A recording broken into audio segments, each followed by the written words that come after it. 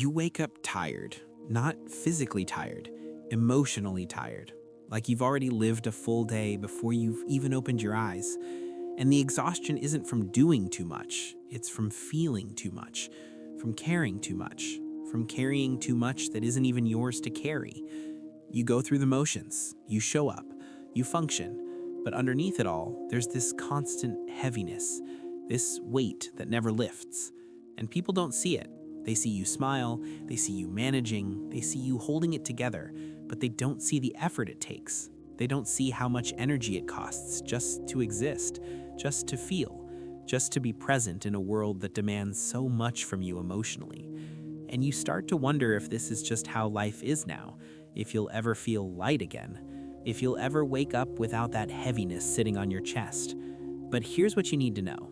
You're not broken, you're not weak, and you're definitely not alone. There's real psychology behind why some people feel emotionally exhausted all the time, and understanding it might be the first step toward feeling less alone in it.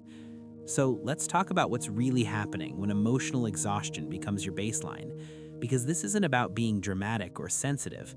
It's about how your nervous system processes the emotional weight of being alive. And once you understand that, the exhaustion starts to make sense. First, let's be clear about what emotional exhaustion actually is. It's not sadness, it's not depression, though it can coexist with those things. Emotional exhaustion is the depletion that comes from constant emotional labor, from managing your feelings and everyone else's, from navigating interactions that require you to regulate, to soothe, to perform emotional stability you don't actually feel. It's the fatigue that comes from being emotionally present when you're running on empty. And if you're someone who feels emotionally exhausted all the time, there's a good chance you're doing more emotional work than most people realize. You're processing more, you're feeling more, you're absorbing more. And that accumulation, over time, becomes a weight you can't put down. Here's what makes it worse. People who feel emotionally exhausted all the time are often highly empathetic. You don't just hear what people say, you feel what they feel. You absorb the emotions in the room. You pick up on tension, sadness, anxiety, frustration, even when no one's talking about it. And while that empathy makes you incredibly attuned, incredibly caring, it also means you're constantly processing emotional data that other people don't even notice. You're not just living your own emotional experience, you're living everyone else's too. And that's exhausting, because you never get a break from feeling. You never get to just exist without absorbing the emotional climate around you. Now, let's talk about something deeper. Emotional exhaustion often comes from a lack of emotional reciprocity. You're the person people come to, the one who listens, the one who holds space, the one who supports. And you do it willingly, you do it because you care. But here's the problem. No one's doing that for you. You're giving and giving and giving, and there's no one filling your cup. And over time, that imbalance depletes you, not because you expect something in return, but because emotional energy is finite, and when you're constantly expending it without replenishing it, you end up running on empty. And empty doesn't just mean tired, it means disconnected, it means numb, it means feeling like you have nothing left to give, but people keep asking anyway. Here's another layer. People who feel emotionally exhausted all the time often have poor emotional boundaries. Not because you're weak, but because you were never taught how to separate your emotions from other people's. You were taught to be helpful, to be accommodating, to put other people's needs before your own. And now, as an adult, you don't know how to say no. You don't know how to protect your energy. You don't know how to stop absorbing emotions that aren't yours. So you take on other people's stress, their sadness, their problems, and you carry all of it. And the weight of carrying everyone else's emotional baggage on top of your own, that's what's exhausting you. But here's what people don't say enough. Sometimes emotional exhaustion isn't about other people, it's about you. It's about the emotional labor you're doing internally, the constant self-monitoring, the rumination, the analyzing every interaction, the replaying conversations, the worrying about what people think, the managing your own anxiety, your own fear, your own shame. If your internal world is a constant battle, if you're always trying to regulate your own emotions, always trying to keep yourself from falling apart, That's exhausting too, because you're not just living, you're managing your life, and management takes energy you don't always have. Let's reframe this. Feeling emotionally exhausted all the time doesn't mean you're doing life wrong.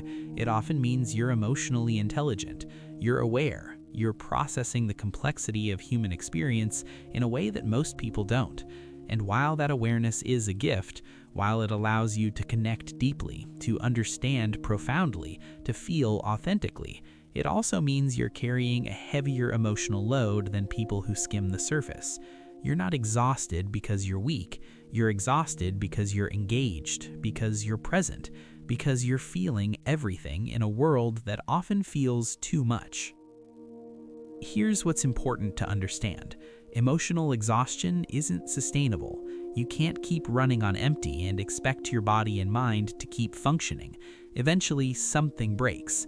Maybe it's your health, maybe it's your relationships, maybe it's your sense of self, but something gives.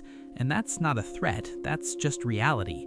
Your nervous system can only handle so much before it starts shutting down. And shutdown doesn't look like collapse, it looks like numbness, like apathy, like not caring anymore because caring hurts too much. And if you're already feeling that, if you're already starting to disconnect just to survive, that's a signal. That's your system telling you something has to change. Now let's talk about what that change actually looks like. It's not about being less empathetic. It's not about caring less. It's about protecting your energy the way you protect any other resource.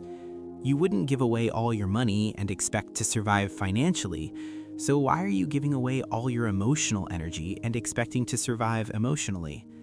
The work isn't to stop feeling. The work is to stop feeling responsible for managing everyone else's feelings, to stop absorbing emotions that aren't yours, to stop saying yes when you need to say no, to start creating space for your own emotional experience instead of only making space for everyone else's. Here's the shift. You can be empathetic and boundaried. You can care about people without carrying their emotions. You can support someone without depleting yourself. But that requires you to get comfortable with something most emotionally exhausted people struggle with: disappointing people. Because when you start protecting your energy, when you start saying no, when you stop being available for every emotional crisis, people are going to be confused. They're going to be upset. They're going to wonder what changed. And you're going to feel guilty. But that guilt, as uncomfortable as it is the price of reclaiming your energy. And you have to decide if you're willing to pay it. But here's the compassionate truth. Sometimes emotional exhaustion is telling you that you need help, that you can't carry this alone, that the weight you're holding is too heavy for one person. And if that's where you are, if you're barely keeping your head above water, if the exhaustion is affecting your ability to function, that's not something to push through, that's something to address. Not because you're broken, but because you deserve support. Because asking for help isn't weakness, it's wisdom. It's recognizing that you're human, and humans aren't designed to carry everything alone. Here's what I want you to take from this. If you feel emotionally exhausted all the time, it doesn't mean you're too sensitive. It doesn't mean you're not strong enough. It means you've been carrying more than you were meant to carry. It means you've been giving more than you've been receiving. It means you've been emotionally present for everyone except yourself, and that's not sustainable. It never was. The work now is to start redistributing the weight, to start giving yourself the same care you give everyone else, to start recognizing that your emotional energy is precious and that protecting it isn't selfish, it's survival. So the next time you feel that familiar heaviness, that exhaustion that has nothing to do with how much you slept and everything to do with how much you've felt, don't shame yourself for it. Don't add guilt on top of exhaustion. Just acknowledge it. Say, I'm tired because I've been carrying a lot, and I deserve rest. Not just physical rest, emotional rest. The kind of rest that comes from not having to manage, not having to perform, not having to hold space for anyone but yourself. And that rest, that's not a luxury, that's a necessity. That's what allows you to keep going without breaking. Here's my question for you. Do you feel emotionally exhausted all the time? And if so, what do you think is the heaviest thing you're carrying? Drop a comment and let me know. I'd genuinely love to hear. And if this video made you feel seen, consider subscribing. We talk about the deeper layers of being human with honesty and without judgment. Next time, we're exploring why some people struggle to feel like they deserve good things. You're going to want to see that one. Thanks for being here. I'll see you in the next one.